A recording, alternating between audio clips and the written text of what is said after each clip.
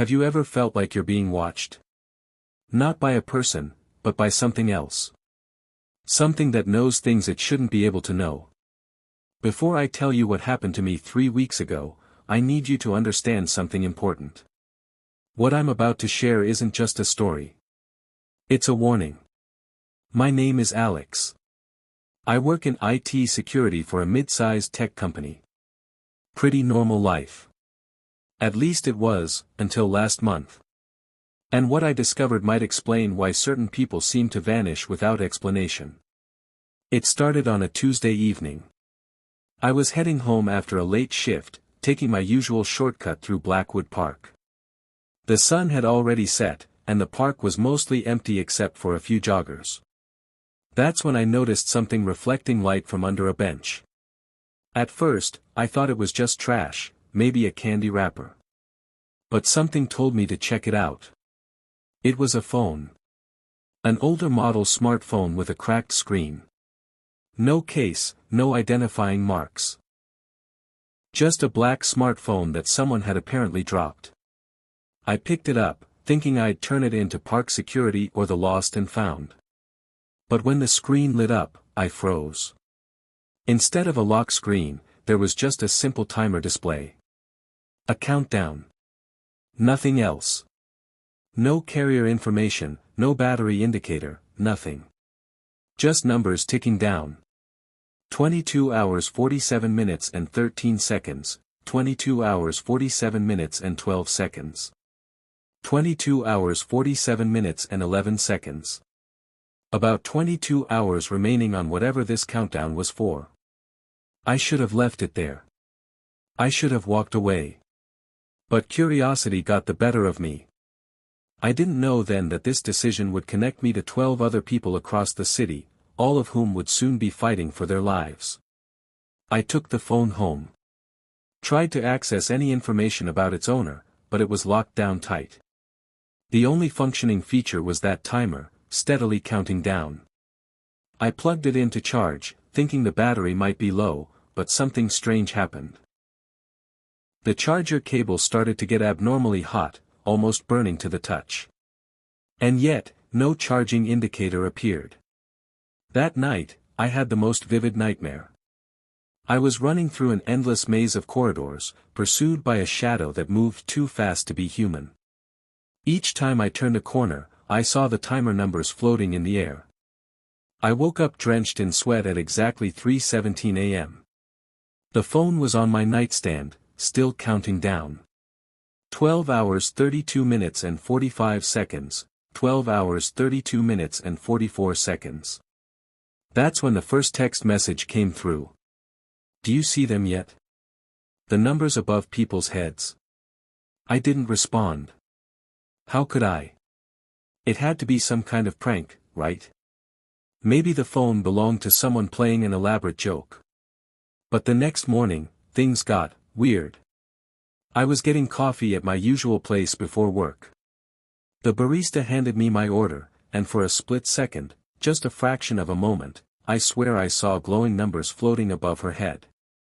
7 hours 45 minutes and 12 seconds. I blinked and it was gone. Must have been lack of sleep, I told myself. But deep down, I knew what I'd seen. At work, I couldn't focus. The phone sat in my desk drawer, still counting down. By lunchtime, it read 8 hours 17 minutes and 33 seconds. I decided to do some research. Tried to find information about any apps that used countdown timers like this. Nothing came up except some fitness apps and meditation tools. Nothing that looked like what was on this phone. Then I received another text message. The timer isn't for you. It's for them. The ones you can see now. That afternoon, I saw it again. My coworker David had numbers above his head. Clear as day this time. 6 hours 22 minutes and 17 seconds. If you're still with me, hit that like button. Trust me, what happens next changed everything I thought I knew about reality. I decided to follow David after work. I know how that sounds, but I had to know if I was losing my mind or if there was some connection to the phone. David took his usual route home, stopped at a grocery store, then went to his apartment building. Nothing unusual. The numbers above his head remained. 5 hours 43 minutes and 9 seconds. I went home, troubled by what I was seeing. The countdown on the phone was now at 5 hours 12 minutes and 44 seconds. I tried to sleep but couldn't. Around midnight, I decided to check on David's social media. Nothing unusual there either.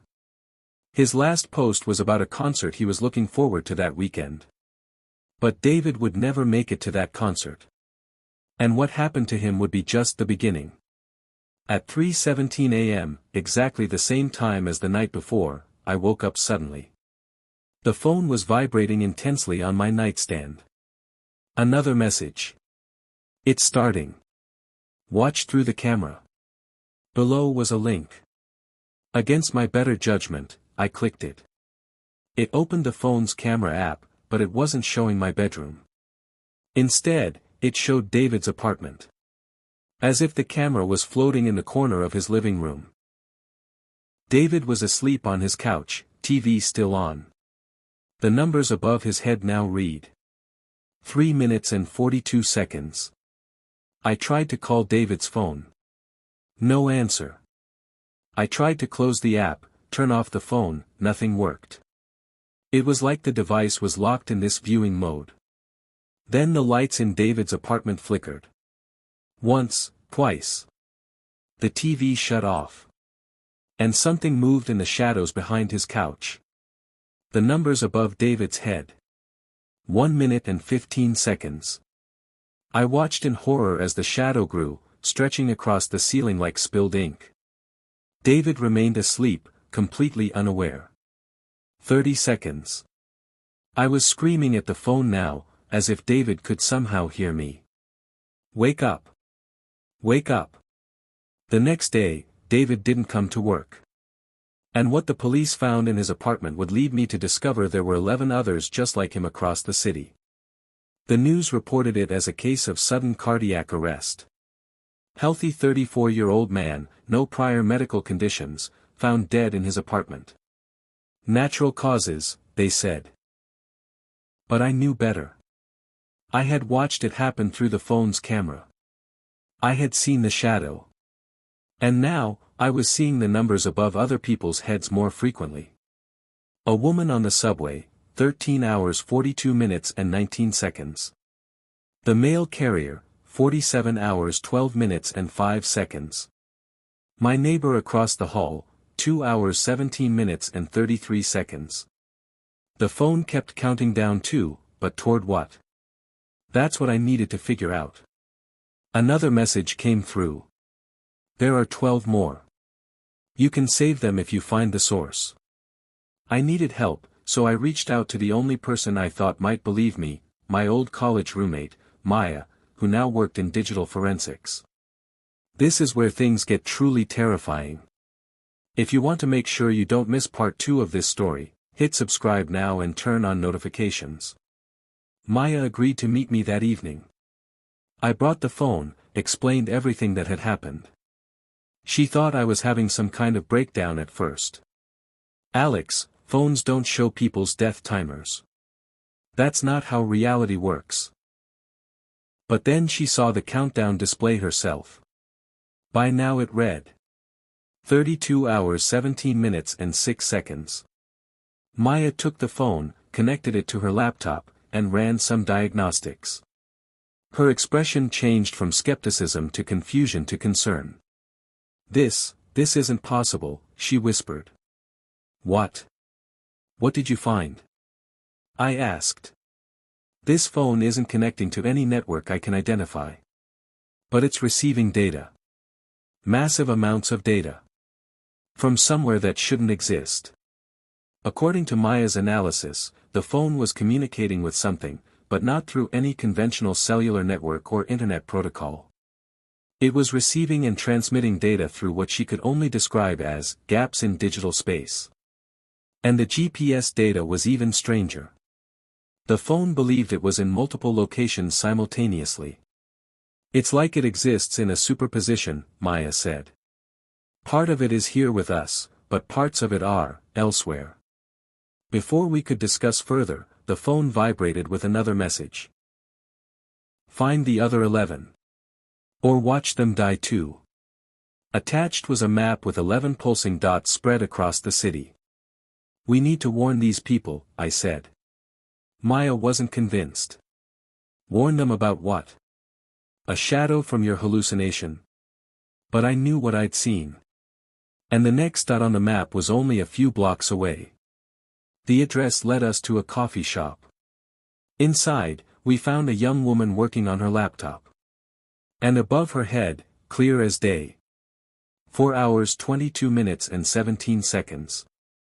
What happened when we approached her would confirm my worst fears, and reveal why some people are selected by whatever is behind this phone. We sat down at her table, probably looking like complete lunatics. Her name was Rachel. This is going to sound crazy, I began, but I need you to tell me if anything strange has happened to you recently. Particularly around 3:17 a.m. Her face went pale. How do you know about that? She whispered. The nightmares? The feeling of being watched.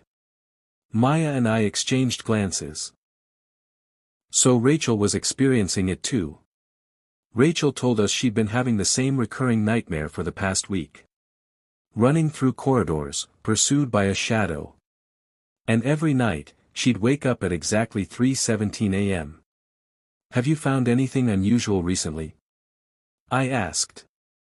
Something that wasn't yours? Something out of place? She hesitated, then reached into her bag and pulled out an old wristwatch. Analog, with a cracked face. The second hand was moving, but not at a normal pace, it was counting down. I found it on my windowsill last Tuesday, she said. I don't know how it got there. My apartment is on the 4th floor. The timer above Rachel's head read. 3 hours 56 minutes and 42 seconds. We now had 2 connected devices. And what we would soon discover about their origin would lead us into something that has existed in the shadows of our world for centuries. We convinced Rachel to come with us. Safety in numbers, we thought. But as we left the coffee shop, I noticed something that made my blood run cold. Everyone, every single person on the street, had numbers above their heads now. Some had years. Others months or days. But a select few had hours, just like Rachel. Maya couldn't see them, but she believed me now after seeing the watch that Rachel had found. We decided to go to Maya's lab at the university. If anything was happening at an electronic level, she would have better equipment there to analyze it. Under controlled conditions, Maya examined both devices, my phone and Rachel's watch. The results were identical. Both were emitting strange electromagnetic frequencies that didn't match any known pattern. It's almost like they're communicating with each other, Maya said. And possibly with other devices we haven't found yet. The countdown on my phone was now at 2400 hours 07 and 19 seconds. Rachel's timer was moving faster. 2 hours 45 minutes and 33 seconds. What we discovered next connects to an ancient practice that dates back thousands of years. Drop a comment with what you think is happening, I'll reveal if anyone gets close. While Maya worked, I researched cases of unexplained deaths similar to David's. And I found something disturbing. Over the past 5 years, there had been a statistically improbable number of natural deaths among otherwise healthy people in our city. All found in their homes. All with the same expression of terror on their faces. And all discovered at approximately 3:30 a.m. What these victims shared would lead us to the warehouse where everything began, and to the truth about what's really happening when we think we're alone in the dark. The phone vibrated with another message. You're getting closer. But so is the collector. Attached was an image that appeared to be taken from inside Rachel's apartment, right now, while she was with us. Someone's in my home, Rachel whispered, staring at the photo. But it wasn't someone. In the corner of the image was the same shadow I'd seen in David's apartment. Watching. Waiting. Maya immediately called campus security to escort us to her car. We needed to check Rachel's apartment. The drive was tense. Rachel's timer was now at 1 hour 17 minutes and 22 seconds. When we arrived at her building, everything seemed normal. Neighbors coming and going. No signs of a break-in. Rachel's apartment was on the 4th floor. As we approached her door, we all felt it, a drop in temperature so sudden it made our breath visible. Inside that apartment, we would find the connection between the 12 victims. And the true purpose of the countdown. Rachel's apartment was exactly as she'd left it, with one exception. In the center of her living room floor was a circle of small objects, a watch similar to Rachel's, a flip phone, an old iPod, a fitness tracker, and several other outdated electronic devices. All with timers displayed. All counting down.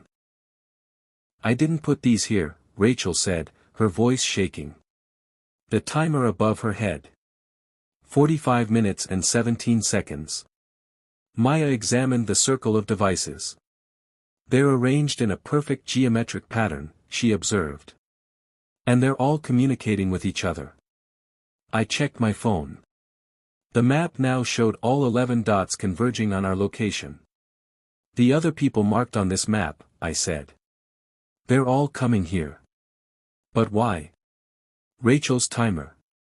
30 minutes and 5 seconds. That's when we heard footsteps on the stairs. Multiple sets. Moving in perfect unison.